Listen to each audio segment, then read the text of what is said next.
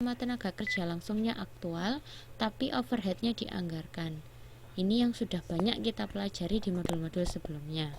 Sedangkan kalau sistem cost standar, semuanya pakai standar.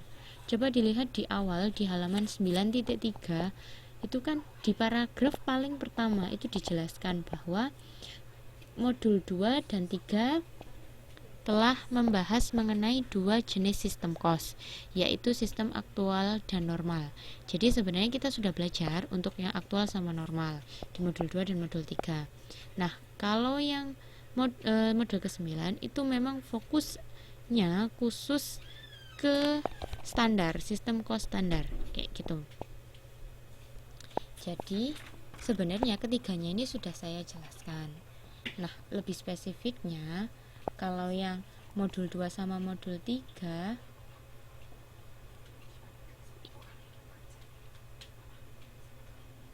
kalau yang modul 2 sama modul 3 itu lebih ke sistem cost aktual sama normal. Sedangkan yang modul 9 ini lebih ke sistem cost standar kayak gitu. Jadi semua yang dibicarakan di modul 9 itu tentang sistem cost standar. Apa itu sistem cost standar? Terus gimana lebih detailnya? Itu bisa dibaca di kegiatan belajar 1. Jadi dibaca aja nanti pelan-pelannya sistem cost tentang kegiatan belajar 1 itu. Ini saya cuma briefly introduction aja tentang sistem cost standar. Dalam sistem cost standar, semua elemen cost produksi telah ditentukan sebelum produksi dimulai atau predetermined. Jadi semuanya, baik itu bahan baku, tenaga kerja langsung ataupun overhead, itu sudah ditentukan sebelumnya. Lah, gimana cara menentukannya? Itu ada tadi sempat disinggung di bagian nanti yang C di halaman 9.7. Itu cara menentukannya bisa dari pengalaman masa lalu atau historis. Jadi misalkan pabriknya udah berjalan selama 3 tahun gitu. Dari selama 3 tahun itu akhirnya diketahui bahwa kalau mau misalkan itu pabriknya adalah pabrik pembuatan kayu pembuatan kursi gitu ya, mebel, kursi dari kayu gitu. Kalau mau membuat satu kursi itu butuh kayu 3 meter bahan bakunya. Kemudian satu orang itu kurang lebih ngerjainnya sekitar 5 jam. Terus overheadnya sekitar sekian kayak gitu. Nah, itu dapatnya semuanya itu dari pengalaman masa lalu. Jadi ada tiga sumber yang dapat digunakan. Kok tiba-tiba bisa menentukan segitu, itu dapatnya dari mana? Jadi ada 3. Yang pertama pengalaman masa lalu atau historis. Jadi dari pengalaman itu mereka belajar bahwa ternyata bahan bakunya dibutuhkan segini, terus tenaga kerjanya mengerjakannya berapa lama, overheadnya berapa, itu dari pengalaman masa lalu. Kemudian ada yang disebut studi perekayasaan atau engineering. Jadi di situ kayak ada pengestimasian, ada perhitungan kayak gitu. Dan ada yang namanya pengetahuan karyawan operasional. Karyawan pengetahuan operasional itu kalau mungkin yang pertama tadi pengalaman masa lalu yang meramalkan itu lebih ke bos-bos ya atau manajer, sedangkan kalau yang pengetahuan karyawan operasional itu lebih ke misalkan bagian tukangnya deh, tukang yang bikin kayunya deh, itu ditanyai gimana sih mas, kayak kira-kira seberapa ya kayak gitu. Jadi ada tiga sumber kayak gitu.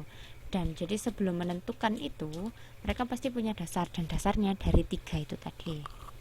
Kemudian apa sih kegunaannya gitu, kegunaan dari sistem cost standar?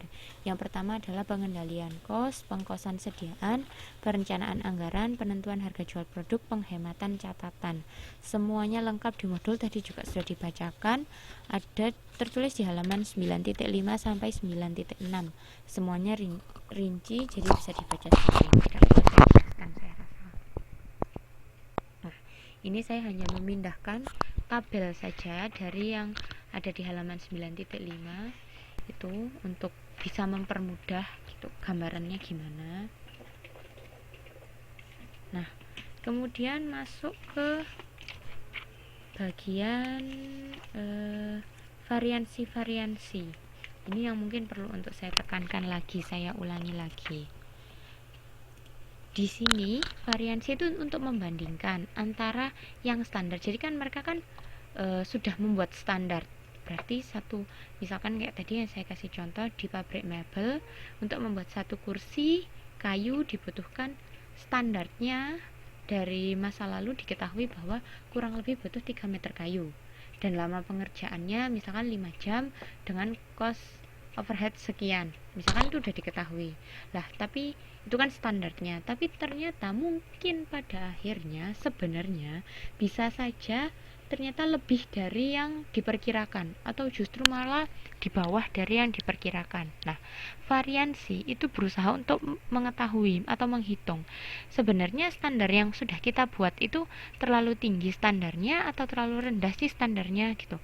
Nah, kalau tadi makanya kan dilambangkan oleh F dan U. Kalau F itu favorable, kalau yang U itu unfavorable.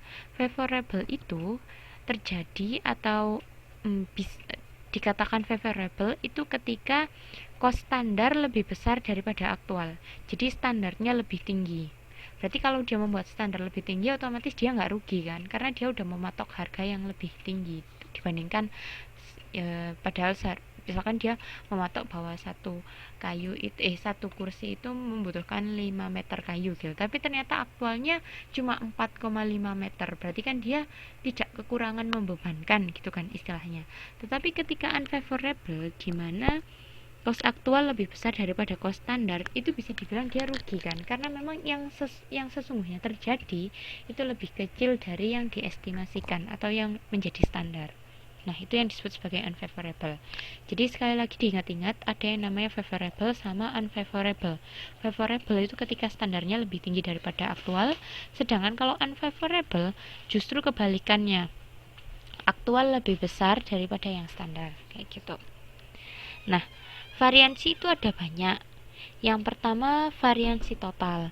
Di situ ada rumusnya, tadi sudah coba dijelaskan juga apa itu HA, KA, semuanya tertulis ada di modul penjelasannya gitu. Ada di halaman 9.21. Masing-masing HA, KA, HS, KS itu apa. Nah, terus rumus ini gambar ini saya hanya memindahkan dari di modul halaman 9.22. Langsung saja, ini adalah rumus pokok ya. Variansi totalnya adalah rumus pokok. Jadi semuanya pasti kayak gini. Bandingin antara aktual sama yang standar. Intinya kayak gitu.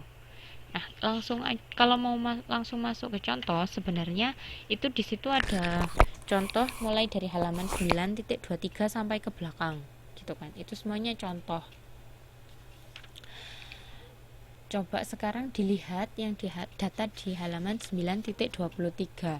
Di situ ada data cost standar dan data cost aktual. Tuh, saya nggak akan membacakan satu persatu, tapi coba dilihat aja ada elemen data cost standar sama data cost aktual. Nah, kemudian kita harus menghitung variansi-variansinya. Pertama masuk ke variansi bahan baku. Variansi bahan baku itu harus membandingkan antara HA kali KA, kemudian HS kali KA, kemudian HS kali KS. Tuh. Langsung saja dilihat di modul di halaman 9.25. Untuk yang pertama, HA kali KA, yaitu adalah harga bahan baku aktual atau harga aktual dikali kuantitas aktual. Di situ ada 4.900 kali 4.200. Itu hanya memindahkan saja dari mana 4.900 dan dari mana 4.200, karena udah judulnya aktual, maka langsung lihat ke kolom aktual. Di kolom aktual di situ ada harga bahan baku dan ada kuantitas bahan baku digunakan 4.900 sama 4.200, tinggal memindahkan saja.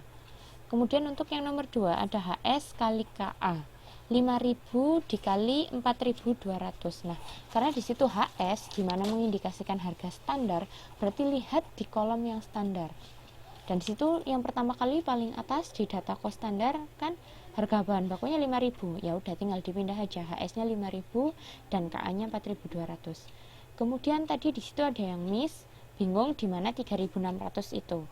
HS kali KS, HS-nya 5.000 dan KS-nya 3.600. KS itu adalah kuantitas standar. Berarti kalau mau tahu itu dapatnya dari mana, karena judulnya